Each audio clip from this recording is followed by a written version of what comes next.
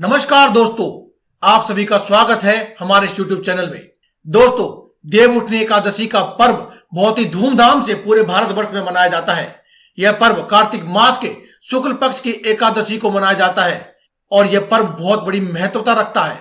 मान्यता है कि देव उठनी एकादशी के दिन भगवान विष्णु गहरी नींद से जागते हैं, इसलिए इसे देव उठनी एकादशी कहते हैं। कई जगह पर लोग इसे देव प्रबोधनी एकादशी भी बोलते हैं। हिंदू धर्म में एकादशी के दिन तुलसी विवाह किया जाता है। इस दिन से हिंदू धर्म में मांगलिक कार्य शुरू हो जाते हैं। वहीं इस दिन लोग भगवान विष्णु को प्रसन्न करने के लिए कई उपाय भी करते हैं। कहा जाता है कि श्री हरि को प्रसन्न करके भगवान विष्णु से अपनी इच्छाओं की पूर्ति करवाई जा सकती है। इसीलिए अगर आपको भी कोई अपनी मनोकामना है, विशेष मनोकामना है, तो वह आपको इस देव उठनी एकादशी के दिन हमारे द्वारा बताए गए इन उपायों में से कोई भी एक उपाय कर लेते हैं तो वह भी आप पूरी करवा सकते हैं। आज की इस वीडियो में हम आपको कुछ खास उपाय बताएंगे जिन्हें आप अगर करते हैं तो आपकी सभी मनोकामनाएं पूरी हो जाएंगी। दोस्तों, देव उठनी एकादशी पर भगवान विष्णु का आपको अभिषेक अवश्य कर लेना चाहिए। दोस्तों, कहा जाता है कि भगवान विष्णु का अभिषेक करने से आपकी सभी संकट और परेशानियां दूर हो जाती हैं। भगवान विष्णु का आपको दूध में केसर मिला करके जब वो थोड़ा पीले रंग का हो जाए या केसरिया रंग का हो जाए तो ऐसे दूध से अभिषेक कर लेना चाहिए। ऐसा करने से भगवान विष्णु बहुत ही प्रसन्न होते हैं और साथ ही आपकी जो भी मनोकामना होती है या जो भी आपकी इच्छा होती है उसे पूरा कर देते हैं। अगर आप इच्छा नहीं भी बोलेंगे तो आपके जो मन में है वह इच्छा वो तुरंत पूरी कर देते हैं। दोस्तों, एकादशी के दिन सुबह आपको जल्दी उठ करके नदी में स्नान करना चाहिए। ऐसी पुरानी परंपराएं हैं।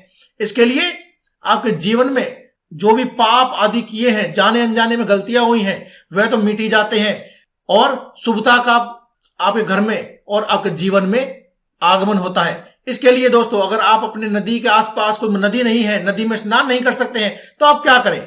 ऐसा करने के लिए आप अपने घर में एक बाल्टी में पानी भर ले और उसमें आप थोड़ा सा गंगा जल मिला ले और उसे गंगा नदी का ही जल समझ करके आप भगवान विष्णु से प्रार्थना करें, हे प्रभु, मैं इस समय इतना सक्षम नहीं हूं कि नदी के पास जा सकूं और स्नान कर सकूं। इसीलिए हे गंगा मैया, मैंने आपका स्मरण करते हुए इस पानी को ही आपका पानी माना है, इसलिए आप मुझे पवित्र करें और हे भगवान विष्णु, आप मेरी सभी मनोकामनाएं पूरी करें।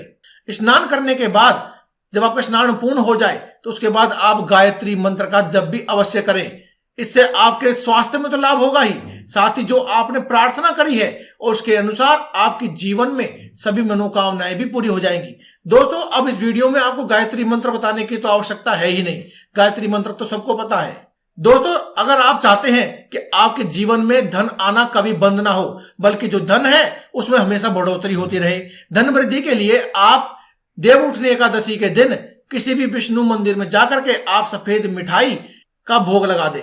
अगर सफेद मिठाई ना हो तो आप घर में बनी हुई खीर का ही भोग लगा दें और तुलसी के पत्ते आप उस मिठाई में या फिर जो आपने खीर का जो भोग लगा रहे हैं उसमें आप जरूर डालें।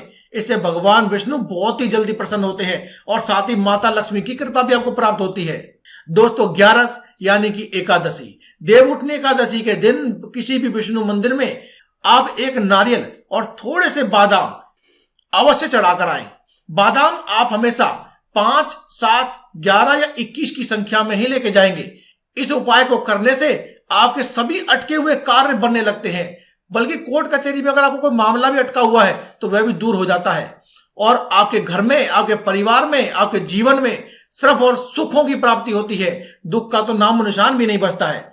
दोस्तों, देव उठनी एकादशी के दिन आप पीले रंग के कपड़े और पीले रंग के फल और पीला अनाज जैसे कि दालें जो होती हैं पीले रंग की, आप पहले भगवान विष्णु के पास में इसे अर्पण कर दें।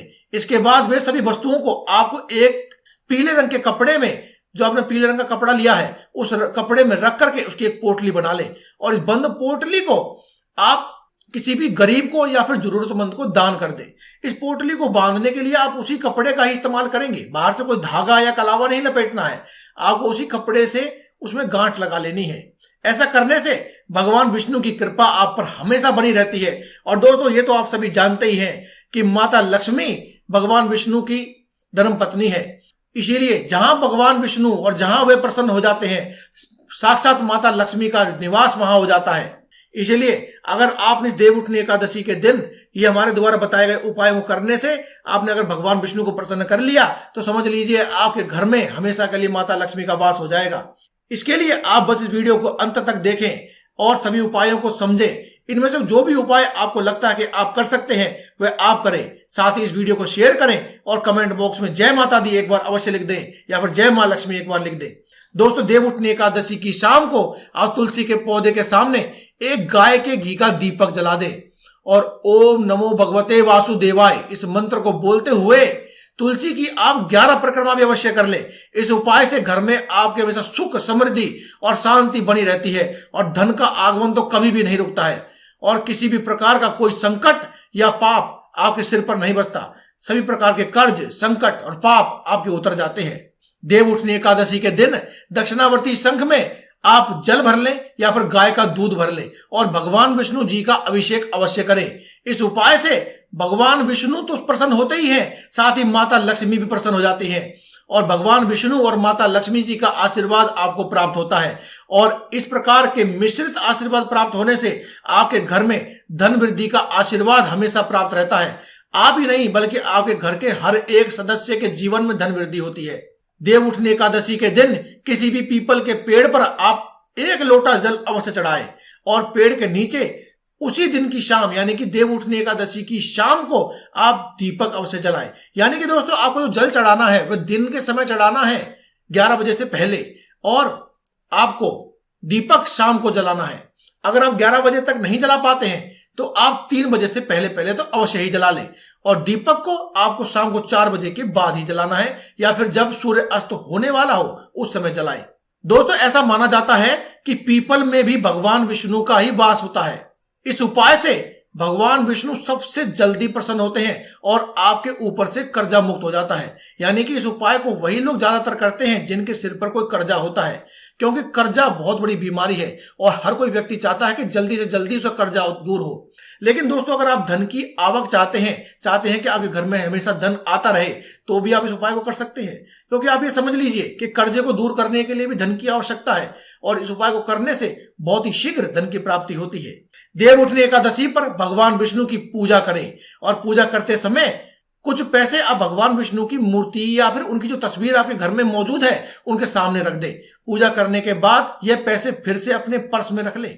दोस्तों, यह एक ऐसा उपाय है जिसे करने से आपके घर में, आपकी जेब में, पर्स में कभी भी धन की कोई कमी नहीं होती है। धन लाभ आपके पास होता रहे तो इसके लिए आप ये उपाय करें। लेकिन एक बात का विशेष ध्यान रखेंगे कि जो सिक्के या रुपए आपने रखे थे भगवान विष्णु के सामने और उठाकर जो अपने पर्स में रखे थे, ये कभी खर्च नहीं होने चाहिए। जिस दिन आपने पैसे खर्च कर दिए आपके बटुआ भी खाली हो जाएगा और जब तक ये बटुआ में आपके रहेंगे यानी कि पर्स में रहेंगे तब तक आपका पर्स कभी भी खाली नहीं होगा। तो दोस्तों, आज की इस वीडियो में केवल इतना ही। आप करें इनमें से कोई भी एक उपाय और आपके जीवन से सभी प्रकार की समस्याओं को आप कह दे बाय बाय। तो दोस्तों, आज की वीडियो में केवल इतना ही। कल फिर आपसे मुलाकात होगी एक और नई वीडियो के साथ। तब तक के लिए दे में इजाजत। धन्यवाद। कमेंट बॉक्स में लिखना ना भूलें। जय मां लक्ष्मी, जय माता दी, जय बजरंगबली।